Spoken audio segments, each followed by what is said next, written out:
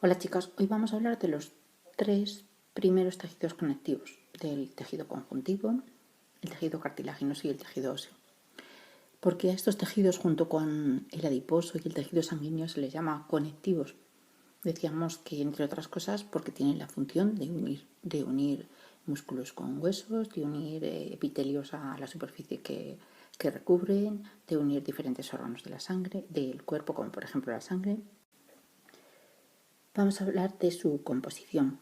Bueno, todos los tejidos conectivos están compuestos por los mismos elementos. Están formados por células, por fibras extracelulares, que son de colágeno, elastina y reticulina, y por sustancias fundamentales amorfas. Luego, en todos ellos vamos a decir cómo serían sus células, sus fibras o el estado de su sustancia fundamental amorfa, que no tiene forma. Las células podemos ver que a veces nos dice que, por ejemplo, el tejido conjuntivo nos dice tiene fibroblastos o fibrocitos. ¿Qué diferencia hay entre que nos hable de blastos o fibroblastos o fibrocitos? Pues normalmente cuando ponemos la terminación blastos significa que son células que se pueden dividir, serían como células madre que tienen capacidad de división más productivas. Y cuando hablamos de citos, histocitos, oseocitos, condrocitos, significa de células que ya se han dividido y por lo tanto que tienen menos capacidad de división, como más adultas. Serían como dos estadios de un mismo tipo de células. Cuando se pueden dividir y son más inmaduras se llaman fibroblastos, cuando ya no se pueden dividir y son más maduras se llaman fibrocitos.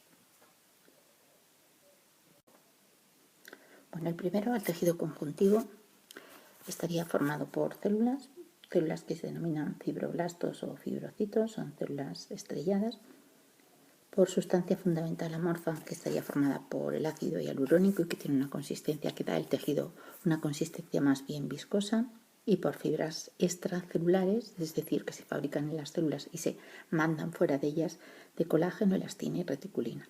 Y vemos que tenemos tres tipos de tejido conjuntivo en sentido estricto. Hay otro tejido conjuntivo que está como repartido entre las células, pero este sería el tejido conjuntivo en sentido estricto. Y tendríamos un tejido conjuntivo que llamaríamos un tejido conjuntivo denso, compacto, que está formado por una serie de fibras que se colocan de forma paralelas y células bastante abundantes. Este tipo de tejido conjuntivo se encuentra en aquellos tejidos que requieren presión, es decir, es el que une los músculos, es decir, la envoltura de los músculos a los huesos para que actúen como palanca. El tejido conjuntivo que llamaríamos laxo está formado también por fibras y células, pero esas fibras están colocadas como más desordenadas, no están todas colocadas en el mismo sentido. Y está en aquellos tejidos en los que no se necesita tanta fuerza, por ejemplo en la piel, ¿no? Sería una de las capas de la piel. La piel es un órgano en sí, está formado por la epidermis, dermis y la hipodermis.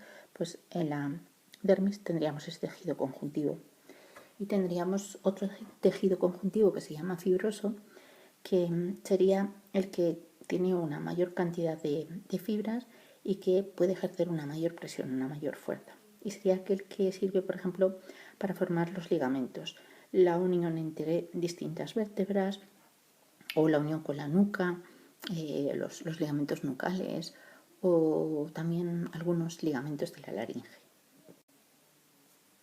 Aquí tenemos una nueva representación de lo mismo, sería también tejido conjuntivo. Este sería el que llamaríamos denso, este sería el que llamaríamos laxo y este sería el que llamaríamos fibroso y los lugares donde les podríamos encontrar.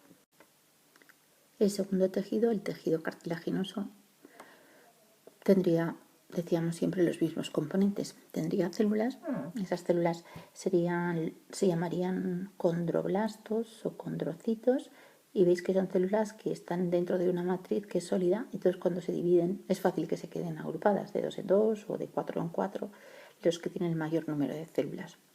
Una sustancia fundamental amorfa que estaría formado por el ácido condroitinsulfúrico y también, por supuesto, tiene fibras de colágeno, elastina y reticulina. Y también tendríamos tres tipos.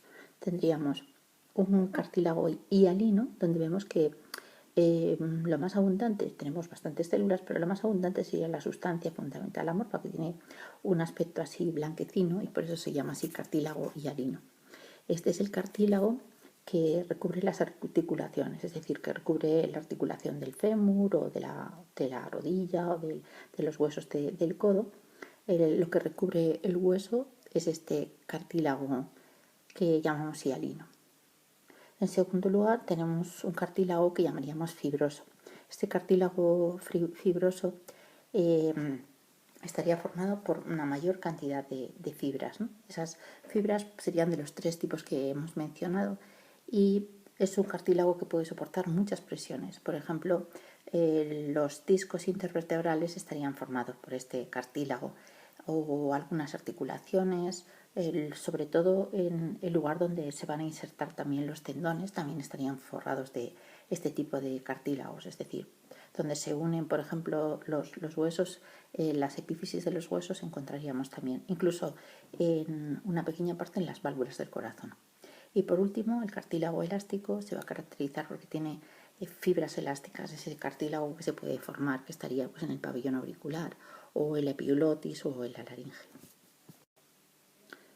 Por último, por ahí tendríamos el tejido óseo. El tejido óseo estaría formado también por células que se llamarían los osteoblastos u osteocitos, que están inmersas dentro de una matriz que es sólida y que se comunican entre sí a través de unos pequeños canales en los cuales emiten prolongaciones y eso permite que las células se puedan comunicar.